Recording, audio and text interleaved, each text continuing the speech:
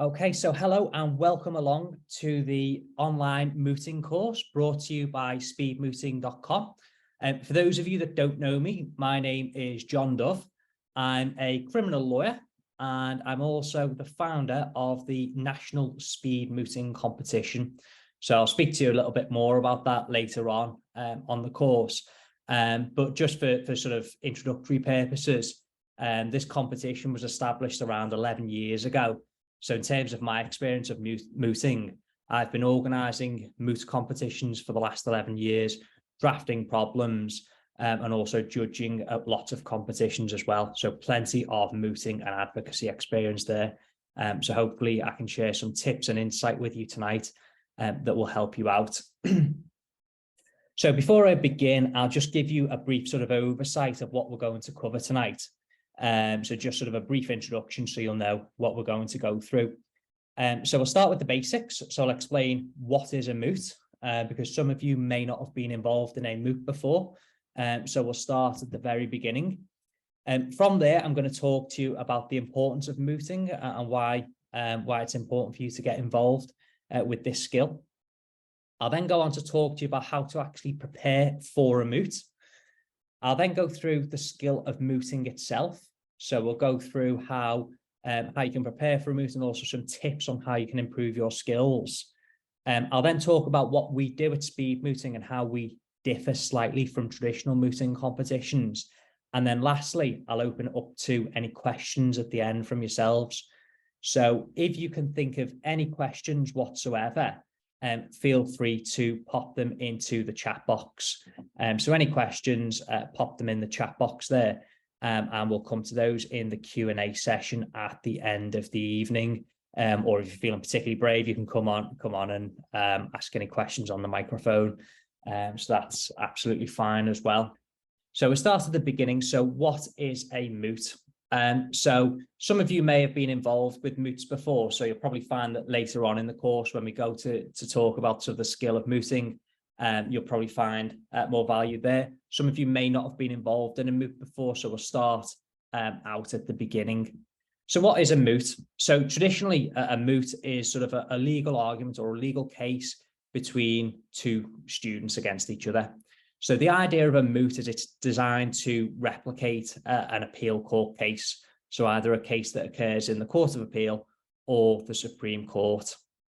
Now, traditionally with the moot itself, the facts are pretty defined. So there's no argument on the facts themselves. It's not a whodunit type situation. It's normally a legal argument. So the facts are set out and the idea is you're arguing over a concise legal point. Sometimes there might be two points of contention, so two legal points in the moot. And the normal sort of way that the moot is contested is you'll have two people that represent the appellant, so the person that's bringing the appeal, and you have two people that represent the respondent, so they're there to respond to the point. Timings differ, but when I was at university, it was quite often the case that for the appellants, senior counsel would have around 15 minutes or so to make their submissions. And then junior counsel for the appellant would have 10 minutes. And then likewise for the respondent, 15 minutes to make submissions for senior counsel for the respondent and 10 minutes for junior counsel for the respondent as well. So one by one, each mooter will take it in turn to present their submissions. And the idea being is it's like any other type of court case. You're trying to win your argument. You're trying to put your point across as convincingly as you possibly can, and you're trying to win. However, the real difference between the real world is that the winner isn't always judged on who wins on the law. And the reason for that is that quite often with a moot, it's difficult to find a point of law that is equally arguable for the appellant and the respondent. Normally, one side has an easier argument than the other, simply because the law might favour one side over the other. So in terms of the way that a moot is judged, the judging panel are, of course, looking at the legal arguments that are presented, but the real concern is the way in which those arguments are presented. So they're looking at general presentation skills, which we'll go on to later, but also the way in which you've dealt with those legal points as well, how you've thought intellectually about the legal arguments and woven them into your oral submissions. So it's not necessarily who wins on the law, but who's crafted the best argument, as it were. So always keep an eye on the timing. So that's just sort of a brief outline as to what a moot is. Now, of course, what is the importance of mooting? So generally speaking, people that get involved in moots are traditionally people that want to go on to become either barristers or solicitor advocates. So people that want to go on and perform advocacy in court, people that want to argue cases in court. Not always the way. Sometimes it's a skill that people want. So people that want to go on and have careers in non-contentious law, or people that want to go on to be litigators might enjoy mooting at university. But traditionally, we tend to find it's people that want to go on and become advocates that like mooting. And therefore, you can see naturally that when you're at university, you can't just pop down to your local court and go and argue a case. Of course, you're not qualified to do so. So the only chance you have to experience that thrill of arguing a case in a courtroom, albeit a sort of mock courtroom, is to get involved in mooting. So that's the idea of it. You're getting the opportunity to do that from an early stage. And I think the first thing is you're going to find out whether you actually like the skill of mooting itself. You're going to find out whether it is for you, because you might take part in a moot and you might think, well, do you know what? Advocacy isn't for me. I prefer something else. Or you might take part in a moot and you find out, wow, this is fantastic. This is what I want to do for the rest of my life.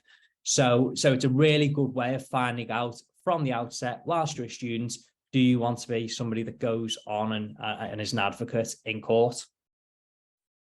Secondly, if you're performing mooting quite regularly, you're getting the chance to really develop that skill. It's like any other skill in life. The more you practice, the more proficient you become. So the more that you practice mooting, the better you become at your general oratory, your general public speaking, and of course, your legal presentation skills. So you're improving that skill. And of course, if you then go on and do well in mooting competitions, whether internally, externally, or wherever it might be, you've then got that. It's sort of, it's something that you can use to really promote yourself. So when it comes to training contract applications, when it comes to pupillage applications, you can put that on your form and say, well, I won the XYZ mooting cup, and that's direct evidence of your advocacy skills. So if that question comes up, why would you make a good barrister? Why would you make a good solicitor advocate? You've got clear, concrete evidence to say why you actually would make a good advocate in court. And I think, like, equally, if you did decide that advocacy wasn't for you and you wanted to go down a different route, at least you can turn around to an employer and say, well, I tried that, it wasn't for me. I much prefer litigation. I much prefer conveyancing work. I much prefer non-contentious work, whatever it might be. You can say, I've tried that and it wasn't for me. So you can answer that question as well. So it's a good way of finding out what you want to do, but you build so many skills from mooting. I really can't encourage you to take part enough. And I think the last point I'll say on this is it sort of supplements a lot of the skills that you build at university anyway. So particularly your drafting and your research skills, because when it comes to a moot, the preparation for a moot is very similar to sort of a problem question at university. You know, you've got a very defined and rigid set of facts there, and you need to apply the law to those facts to give an answer in a problem question. Likewise, with a moot, you've got the facts there. You need to apply the law in order to present your argument one way or the other. So in order to do that, you need to go away. You need to do your research. If the law is against you, and I'll talk about this in a lot more detail later, if the law is against you, you need to do quite in-depth research to support your arguments. And then from there, you need to find a way to concisely put that into a skeleton argument and draft that in sort of a document that you can present to the judges. So you're building some of the other supplementary skills that you will need as a lawyer that you might not otherwise have the opportunity to develop. So it's not just the oral advocacy, you're building up other skills by mooting. So that just gives you a flavour of what mooting is, and for me personally, why I think it's important. So I'm going to go on now just to talk about how you actually prepare for a moot itself. So the first things first, I would say, is when you get the moot problem, have a read through it very carefully. You know, even if before you even put pen to paper, mark anything up, read the moot problem a couple of times, just so you're clear in your mind what the case is actually about, what the facts are, and more importantly, which side you actually act for. Sometimes it might not always be blatantly obvious. So even just reading a couple of times through just makes everything really clear. And then from there, what you really need to pick out is what is the nub of the issue. Sometimes there might be one point of appeal. More often than not, there are 2 points of appeal, particularly in a 2-on-2 moot. So you'll find that the senior counsel will deal with one major point and junior counsel may deal with a slightly more minor point in the moot. So you need to try and decipher what are the points of the appeal straight away. And that can really guide you with your preparation, because if you find that the case law, the moot itself is about one point and you're doing research in relation to something completely different.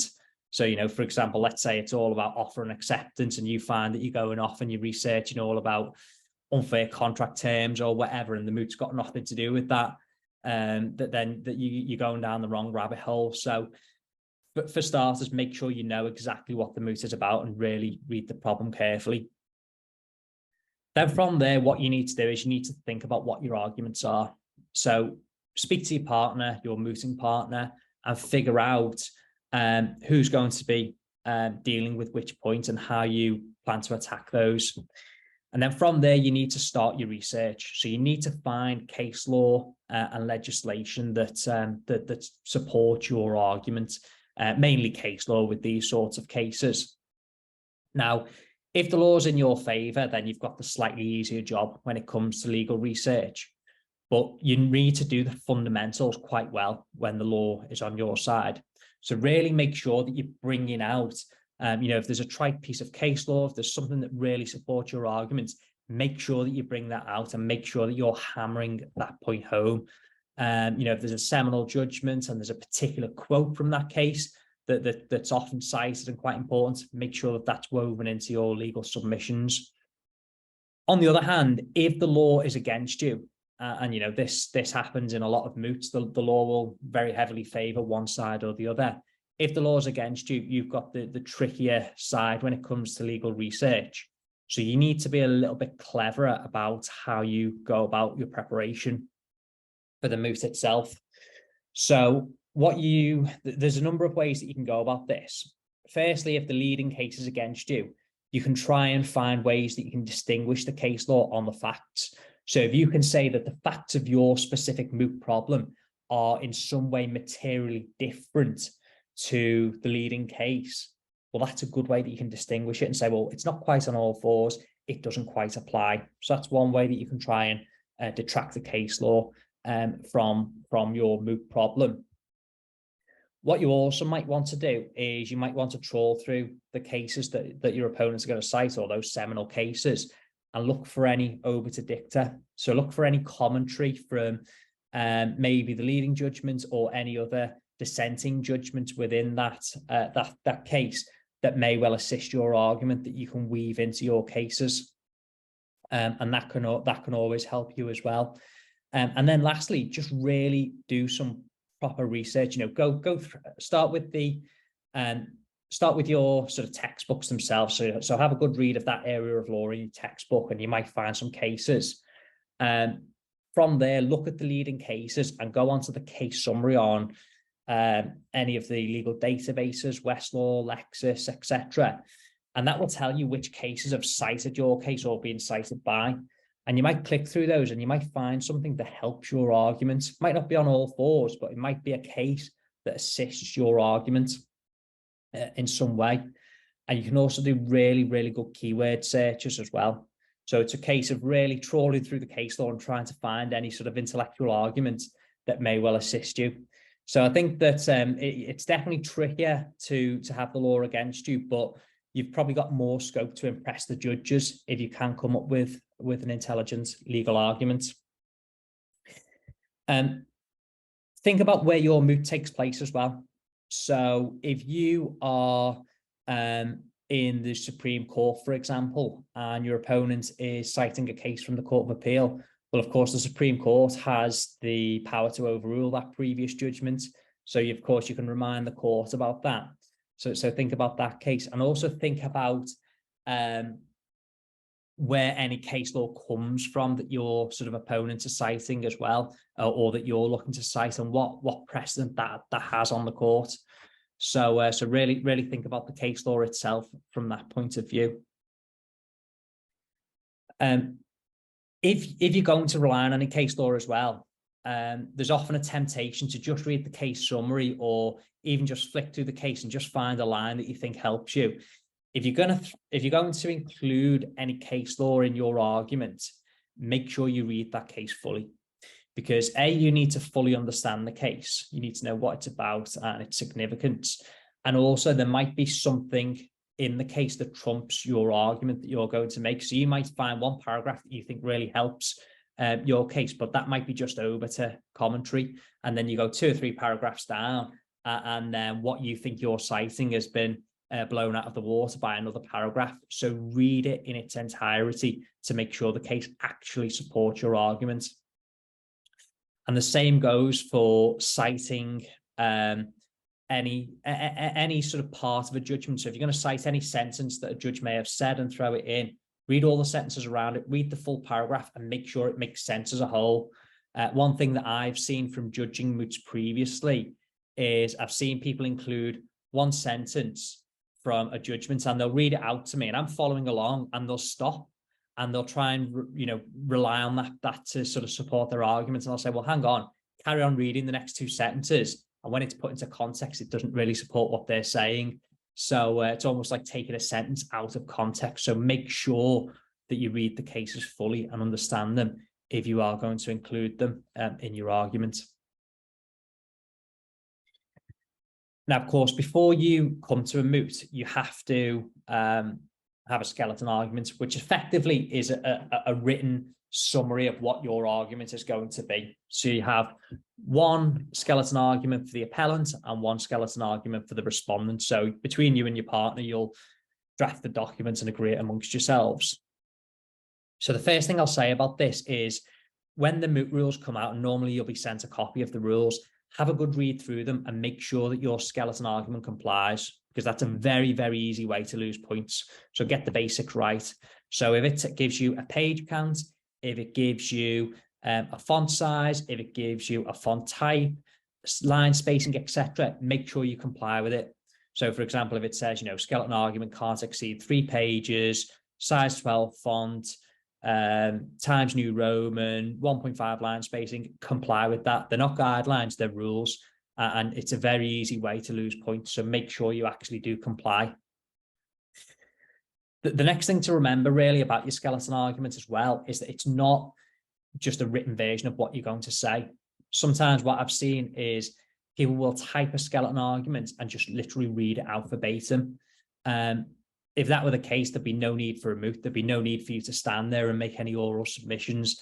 The skeleton argument is literally just sort of a summary of what you are going to say. It gives your opponent an indication of what your argument is going to be and gives the judge or judges an indication in advance as to what your argument will be.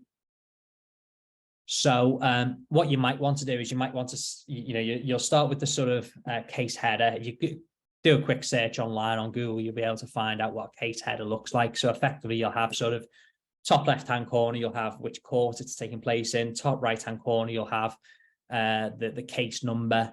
And then the center of the first page, you'll have the names of the parties, skeleton arguments on behalf of whichever party you're representing.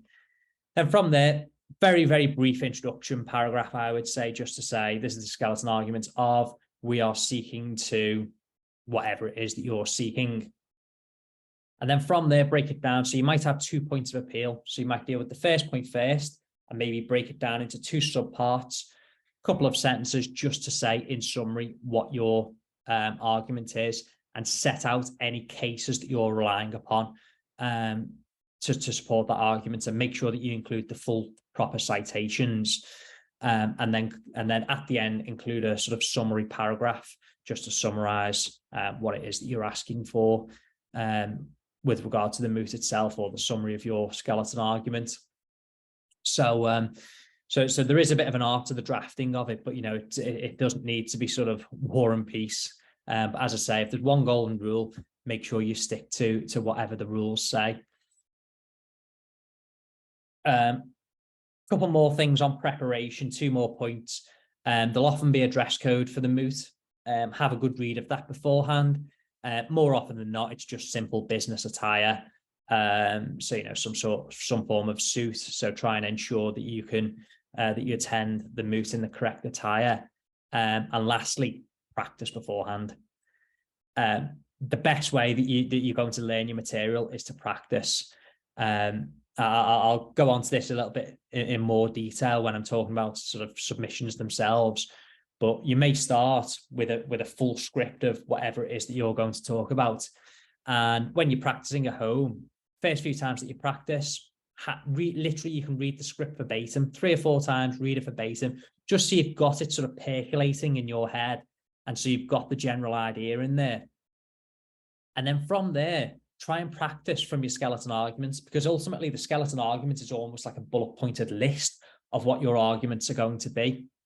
And so what you will find is that, you know, as you're going through, because you've read it through a couple of times, you've said the words out loud, you've practiced out loud, it will sort of build up in your brain, and you'll have some form of memory of that. So you'll be able to start sort of delivering the submissions, you know, at home to yourself, but deliver them with a little bit more confidence. And the more you practice, the more familiar you become with the material itself, so that when the day comes, you should be able to deliver a good presentation. I would say for the first time that you're doing mooting, the more you can practice, the better. But I would want to be practicing at least 10 times at home before even start going into the moot room, just to really familiarize myself with the material more if possible. There's no such thing as too much practice. So I'm going to go on now just to give you some sort of top tips on mooting itself. So tips on coming back to preparation a little bit as well, and also the sort of presentation style. So one thing that I've seen people do quite a lot, and it works out quite well, is highlighting and tabbing certain parts of the bundle. Now, this is particularly important if you're going to be citing from a certain case. So if you know that you're going to be referring the judges to a particular paragraph of a particular judgment, and you know exactly where it is within your bundle, pop a tab in there so it's easy for you to find. It makes you look like a much more prepared advocate. So you're scoring good brownie points with the judges, if I put it that way. And it's easy for you to find. It's just one less stressful thing in what can be a stressful situation. So tabs are really good, and highlighting certain parts, certain relevant parts of the bundle that you need to rely upon is a really good way just to make your life a lot easier.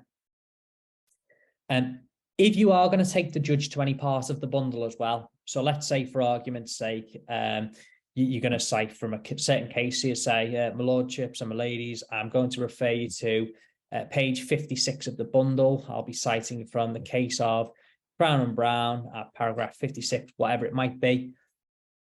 Pause at that point, because you'll see the judges will have their bundles or their iPads, whatever they've got in front of them, and they'll be flicking through, trying to find the part that you're referring to. Let them find it. If you're going to be taking them to something that you're going to quote from a case, let them find that part. Just pause for a second, wait for them to find that section. And then once you know that the judge is on the right page, then carry on and read whatever it is that you're going to read. Because if you go on and you just read that quote that you're going to read out to the judges, and they're still flicking through trying to find it, they're not listening to what you're saying, and you're wasting what could be a fantastic point.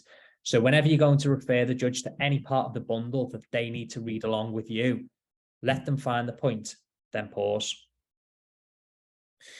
In terms of referring to judges, so if it's a single judge, because you're always in an appeal court, either the Court of Appeal or the Supreme Court, it's either my lord for a male judge or my lady for a female, or it can be your lordship or your ladyship.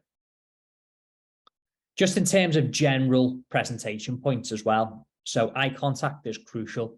Obviously, a lot of moots take place online now as well, so try and make sure that you're looking at the camera rather than looking down or whatever it might be.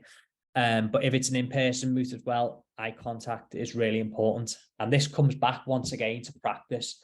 The more that you practice, the more familiar you become with your material and your submissions, the less likely you are to rely upon a script, and therefore you're able to maintain that eye contact. So that's absolutely crucial for being a sort of convincing advocate. Pace, I would say speak slowly. So as a general rule, about 100 to maybe 120 words per minute is probably about right. So if you're going to be on your feet for 15 minutes making submissions, if you were going to be writing out a script initially for what you were going to say before sort of trimming it down, probably aim for around about 1,500 words or so. And that will give you about 15 minutes of content. If you find that you're flying through that much quicker than 15 minutes, you're too fast. If you find that you're far too slow for that, then you're probably speaking too slowly. So as I say, 100 to 120 words per minute is about right. But it's important for a number of reasons. Number one, if you speak slowly, the judges are able to take detailed notes of what you're saying, because ultimately the judges are going to go back and review your notes when it comes to deliberating and determining who the winner was. So if they're taking notes as you're going along, you want to speak at a pace that they won't miss any crucial points. And secondly, when you speak that little bit slower, you've got that air of authority there, and you just come across as a more persuasive advocate. When you speak at 1,000,000 miles an hour, points get lost, you seem flustered, you seem frustrated, and you just don't have that same air of authority. So slowness is key. Likewise, when it comes to the voice itself, although this is, it's quite a serious form of presentation or public speaking, but you can have intonation in the voice. You can punch certain words. You can use the pause when you've made a significant point. So if you make what you think is the killer point in your case, have a pause afterwards, let it sink, let the judges think about it and realize, right, that is the significant point there. And really use intonation on the words as well.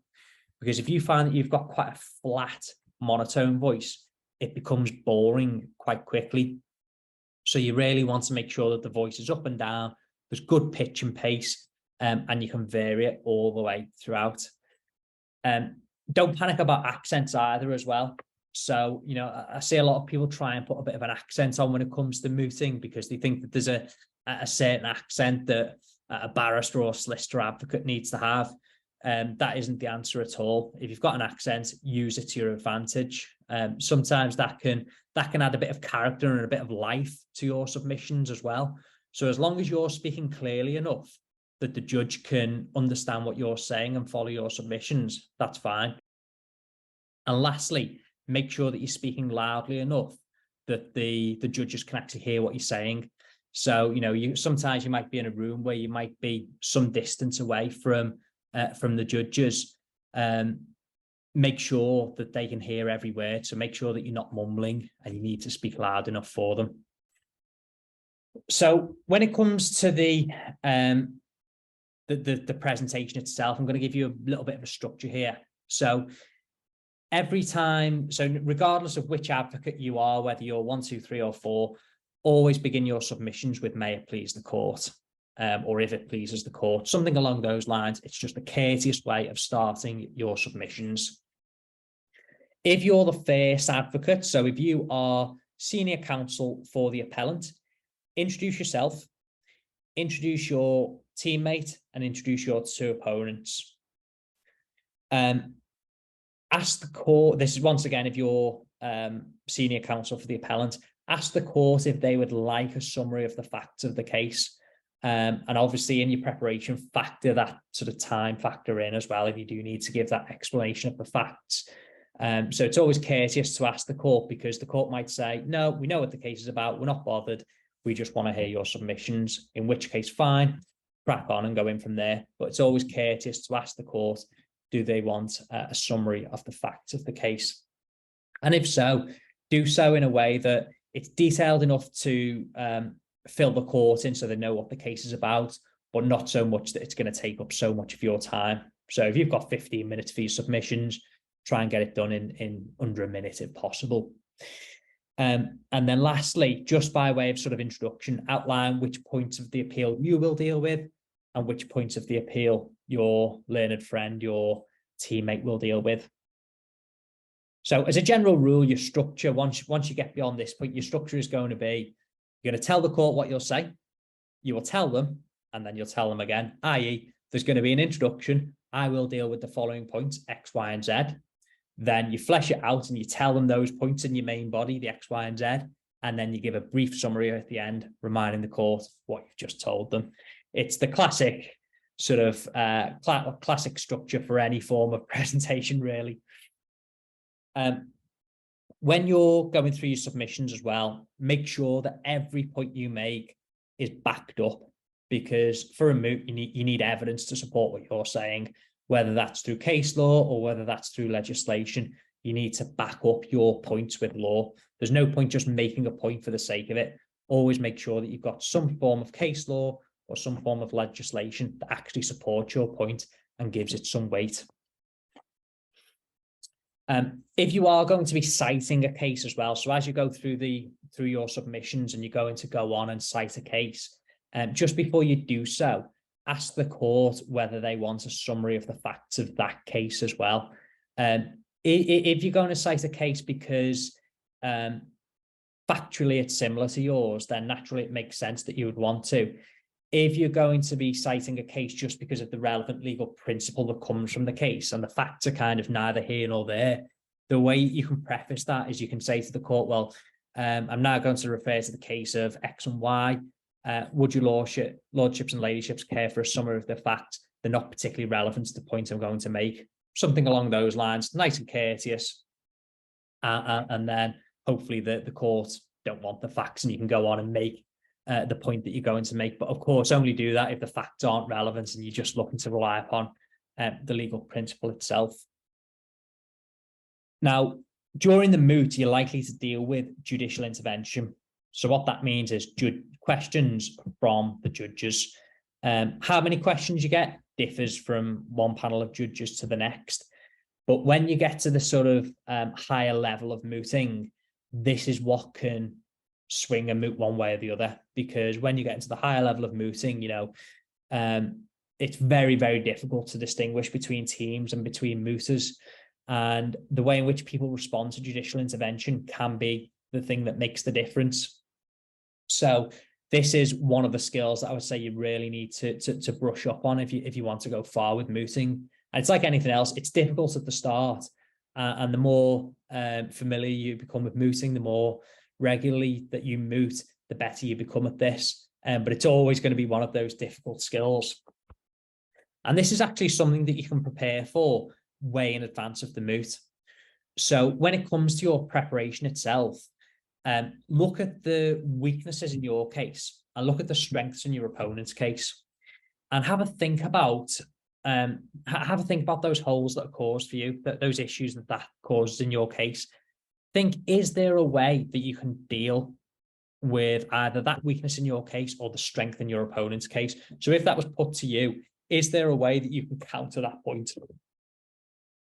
If you find that you can counter that point, then you can answer that question. But think about that in advance, because any weaknesses in your case or any strengths in your opponent's case, they're the obvious sort of points for where these questions are going to come by way of judicial intervention. So you can almost sort of preempt them in advance. You can know what questions you're likely to face. You probably won't know the specific question, but you'll have a general idea as to where they're going to come from. So have a think about that beforehand and think about how you can answer those questions. So at least if you've got an answer, you sort of you're ready for it. When the judge does ask you a question as well, don't be afraid to take a pause. There's no reason that you have to rush in and answer the question right away.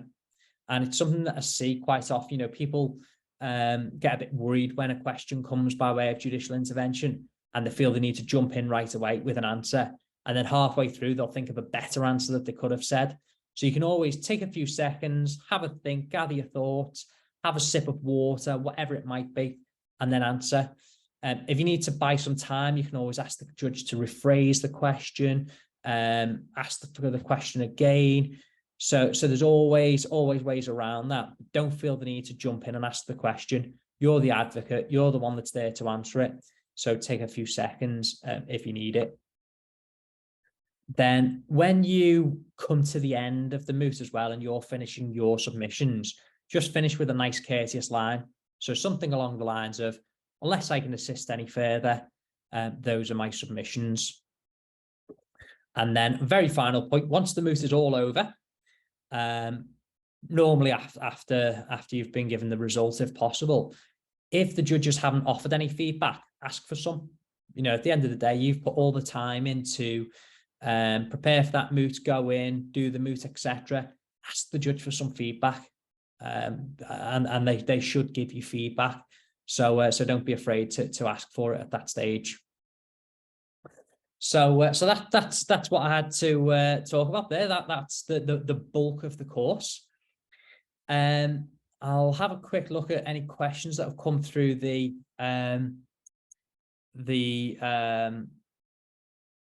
chat box, and I've also had a few questions that have come in advance as well. And then what I'll also do at the end is I'll have a chat to you about what we do at Speed Mooting.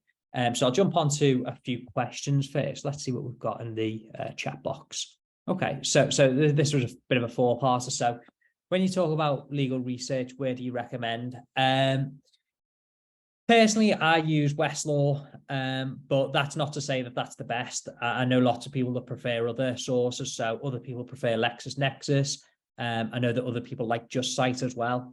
So it's all down to personal preference. Normally, you find that when you're at university and you've been doing your legal research for your coursework or whatever it might be, you tend to have found your favorite one there.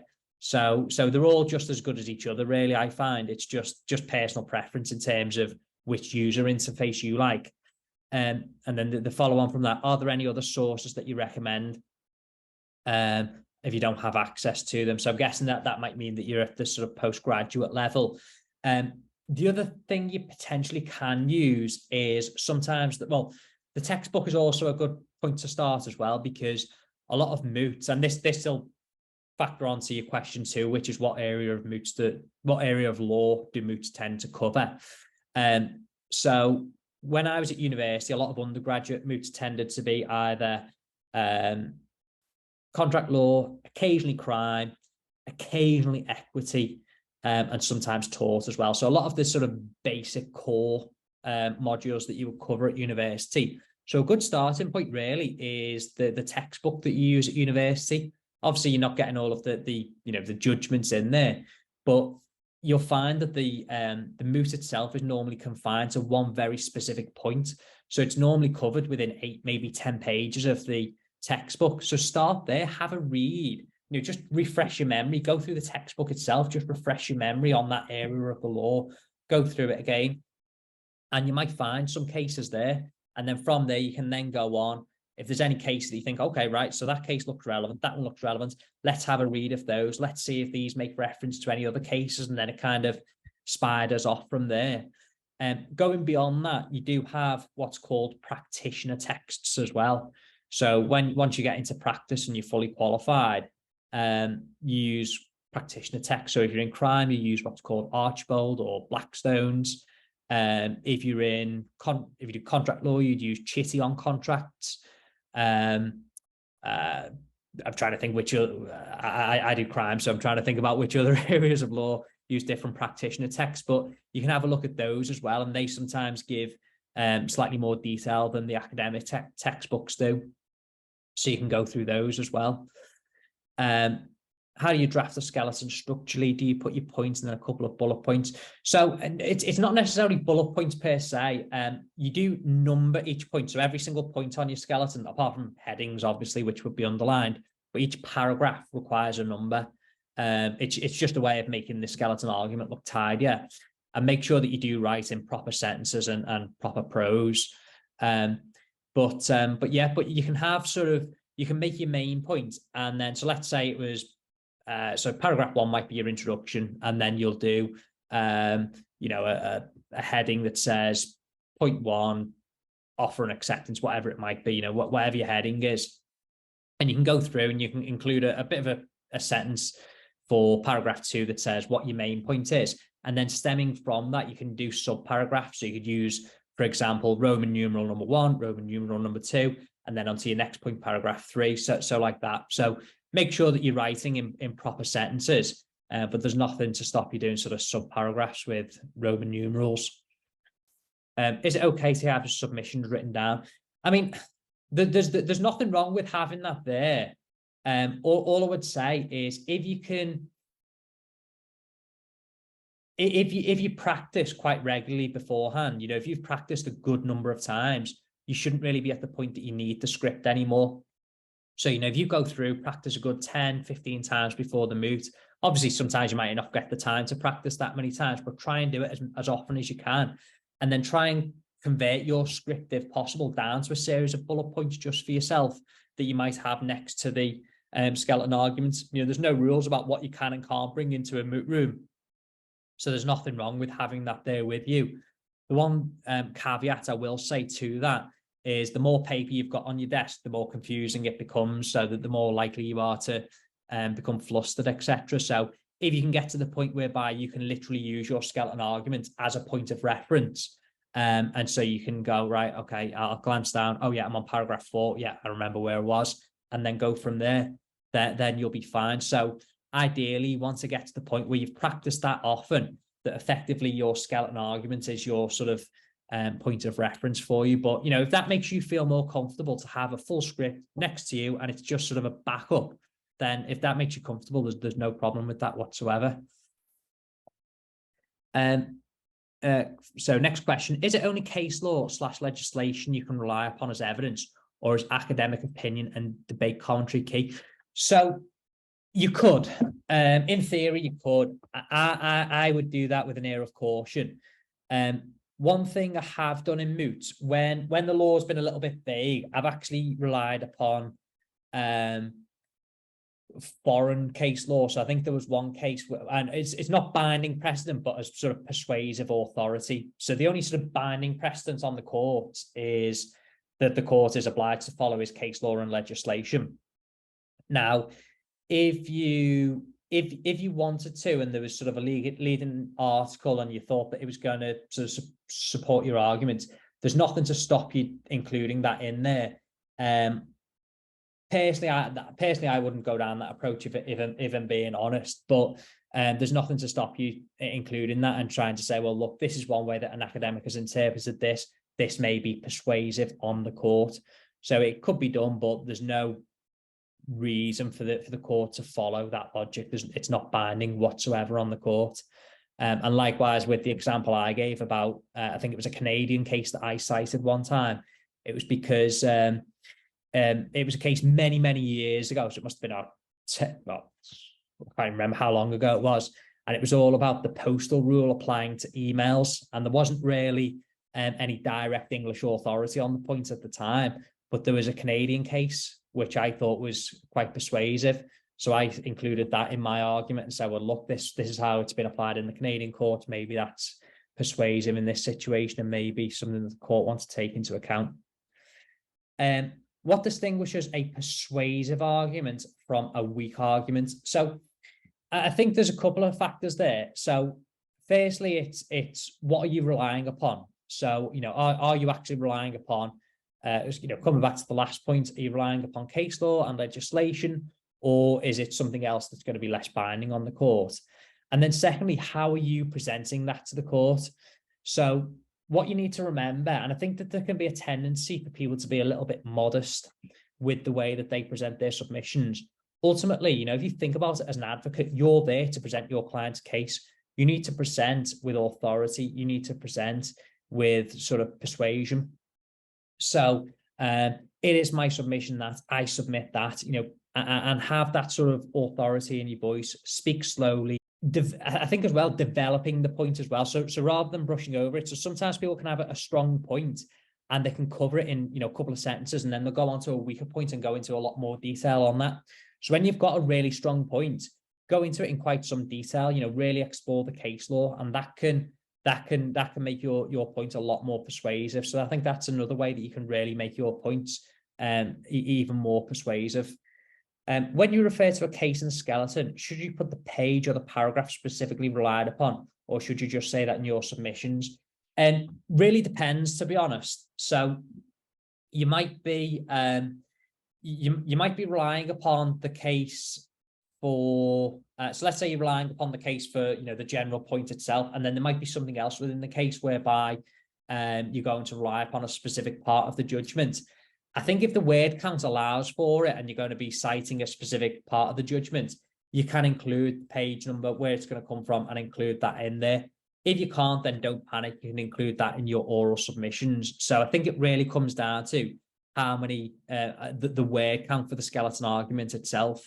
So if you've got the scope to do so, feel free to include a specific quote within, a quote from a judgment, and exactly what page it's on, what paragraph number it is, etc., and which judge made the comment. So you can include that within your submissions. If not, you feel free just to cite the case itself. Any tips to quickly answer questions in judicial intervention?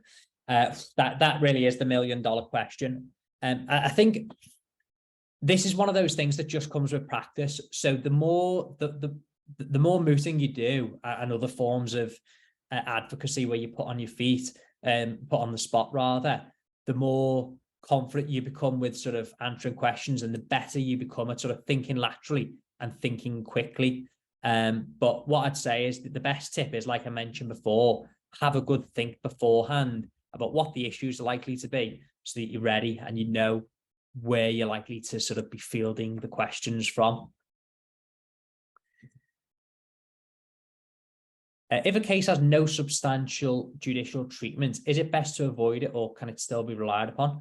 Well, it really depends, doesn't it? So if it's still good law, so if the case hasn't been overruled and it's still good law, then absolutely still rely upon the case. If a case has been overruled, then yeah, of course, you need to be a bit careful about relying upon that case law. But yeah, no substantial treatment then, and it's good law. Feel free to cite. Electronics, I suppose it depends on the specific moot itself. The question is, can we use electronics? Most people tend to bring laptops in, particularly the competitions that we run. In court, everybody uses laptops these days, so I would be shocked if there's a competition that doesn't allow you to bring a laptop or anything like that in. And I make reference to paper just because some people may use scripts, etc. But if you want to bring in an iPad, laptop, etc., then of course I don't imagine that there'd be any competitions out there that would oppose it. We certainly have no problem with people bringing their laptops in. I've seen some moot problems which limit you to 2 or 3 cases, or which specifically permit, right? So in terms of specifically permitting which cases you can refer to, that's the way that we go about it. So I'll go over that in a moment. In terms of limiting the number of cases, that does happen fairly regularly as well. It all just depends on the specific competition itself. How do you adapt, proceed delivering with our mooting skeleton argument, especially when there's a hostile moot court judge? So by hostile moot court judge, I'm guessing you must mean potentially one that's asking lots of questions, and you got the word adapt in there. So in terms of that, I mean, if the judge is asking you to move around your skeleton argument, for example, so let's say you've got a pretty interventionist judge, they're really asking lots of questions, and you might be halfway through point 1 and they go, well, I want to know about, and that's at point 3 of your skeleton argument. Don't ever turn around and say, well, I'm going to come to that later on. If the judge is asking about that point, that's what they're concerned with. So jump to that. And this is where your practice comes in, because if you're solely tied to your script and you can't move away from the script, it's going to be difficult for you when you then go on to try and answer question 3, and you then need to come back. You need to be able to sort of adapt to it on the fly. So if the judge is asking you to move around when it comes to questions, feel free to jump to that relevant section that the judge is asking about. How would you highlight or tab certain parts you refer to in the bundle? So if it's going to be a physical bundle that you're bringing in, so let's say it's in a lever arch file or a folder, whatever, Go to, stationery shop, etc., and have some little sticky tabs, that'll stick out the side. So if you can imagine, you've got your piece of paper like this, and you'll have a tab sticking out the side. So any relevant points that you think, I'm going to need to refer to that page, stick it on there. And then you can write on the side of the tab, what it is. So you might say para 5 skeleton argument. So you know that when you're at paragraph 5 of the skeleton argument, you need to turn to that page, and then you can flick to that part of the bundle. And then likewise, when you're on that page, if there's a specific part you need to quote from, highlight it so it jumps out at you, so you're not trying to find it frantically in the middle of the moot. What software do you recommend for compiling a bundle? I literally go online. I search for just PDF merging software. No idea what they're called, to be honest, but if you just go onto Google, there's loads of it on there. So just Google PDF merging software, and you'll find something, and you can upload all your separate Word documents, and you'll pop it all together. And then normally they allow you to put page numbers in and things of that nature. I hope you've found that helpful. I've had a number of questions throughout the night about what we do. So I'll talk to you about what we do and how our competitions differ. So what we do at Speed Mooting, I'll talk you through our sort of flagship competition. So it's called the National Speed Mooting Competition, and it's quite different to a lot of the traditional competitions I've talked about tonight. And the reason it's different is because we take a lot of the pressure off you as the mooters. So I've talked about a lot of moots whereby you need to sit there doing all your research, doing all your drafting, getting everything prepared in advance, etc. With our mooting competitions, there's none of that involved. So what we do is we prepare the moot problem for you, so it's there. We also include pre-drafted, quite generic, but pre-drafted skeleton arguments for both sides, both the appellant and the respondent, and all of the case law. So normally we include about 5 or 6 cases, so there aren't too many, and there's not much reading for you. But that's that. There's no research and no drafting for you whatsoever. So particularly if you're new to mooting, you get to focus purely on advocacy. You haven't got to worry about going through all the legal research, going through the cases, going through the textbooks. You don't need to panic about any of that. You don't need to worry about how to draft an argument. It's all there for you. And what we do is we send you out the bundle, and you get to prepare for both sides of it. So you get to think about both sides of the argument, which is quite good for the judicial intervention side. And the competition takes place over a single day. So we did our last one on April the 1st at BPP in Manchester. And we've got another one coming up in October. We'll be confirming the date very, very soon at another BPP centre because we've partnered with BPP for this year. And the whole idea is it's in person, and the competition takes place over a single day. So we get up to 128 people that take part. Everybody represents themselves. So it's one-on-one. So you don't need to worry about trying to find a teammate or a partner or anything. Then from there, what happens is on the day, it's a knockout style competition, and the submissions are quite short. So where I've talked about 15 minutes for this, 10 minutes for that, submissions for this are only 7 minutes, and you only get one question by way of judicial intervention. So it's nice and easy. You get judged by practicing barristers and practicing solicitors, and they always give you feedback after every moot. So even if you come along and you get knocked out first time round, you're going to get lots of good feedback after that moot. And you work your way through the various rounds. So the winner will go through 7 rounds in a single day, arguing potentially for both sides several points during the day. And it's quite a fun competition. You're focusing purely on the advocacy, and there's no pressure about the research and the drafting, etc.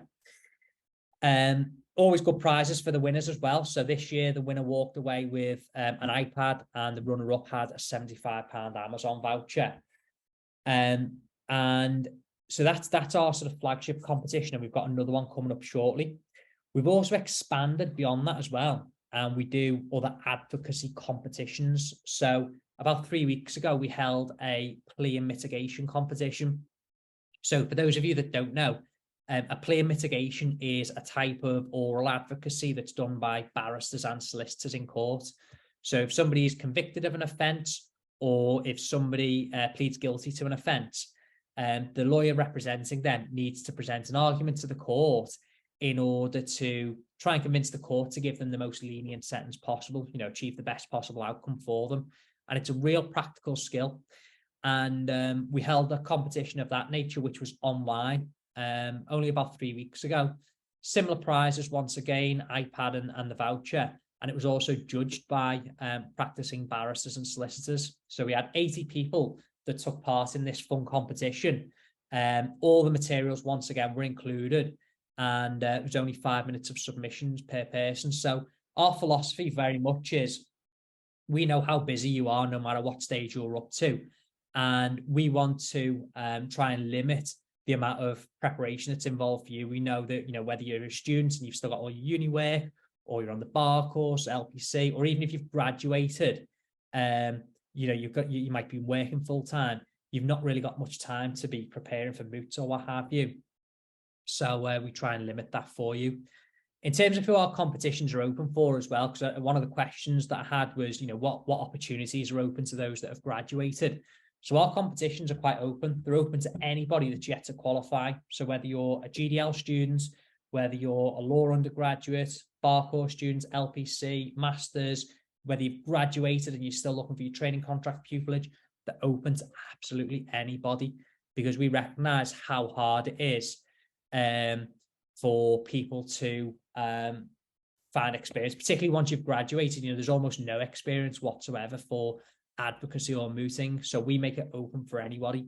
And these competitions really are quite open. So, considering our last competition, for example, the Speed Moot, it was open to people at all levels. And the final was between a GDL student and a second-year law student.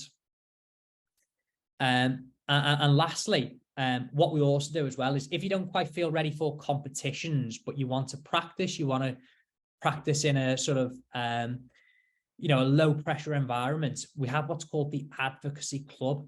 So this meets online twice a month. It's always on the second to last Tuesday and the final Tuesday of the month.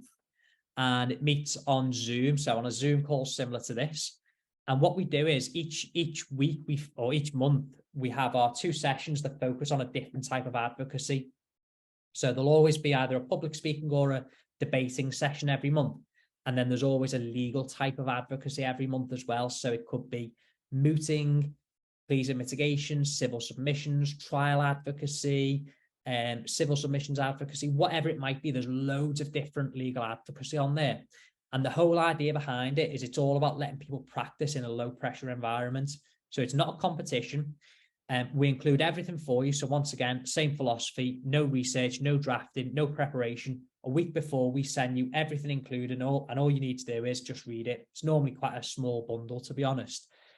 Prepare for whatever it might be. It's normally a 5-minute submission. You'll come on the call. I normally start with a bit of a brief introduction. I'll break you off into a breakout room with 4 or 5 other members of the club. You'll all have a little go in your little breakout room of having a go with that piece of advocacy, and then share feedback with each other. So it's all about helping each other in a sort of cohesive environment, help each other learn. And then at the end of the session, everyone comes back in the main room with me, and I give feedback to everybody as a whole as well.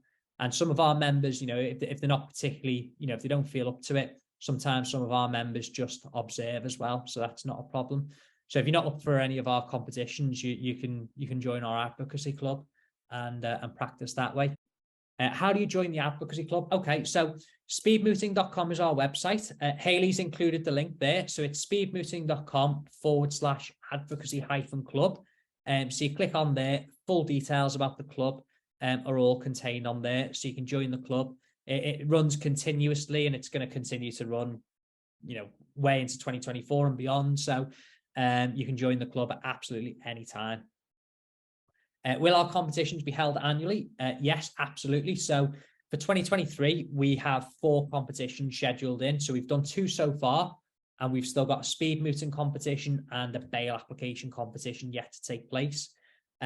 So if you've not joined the mailing list, please do so, and we'll notify you as soon as you can sign up.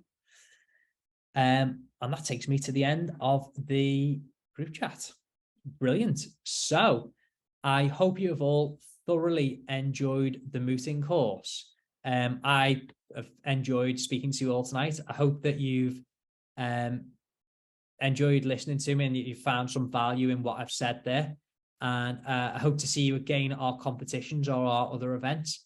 And I wish you all the very best with your mooting journey.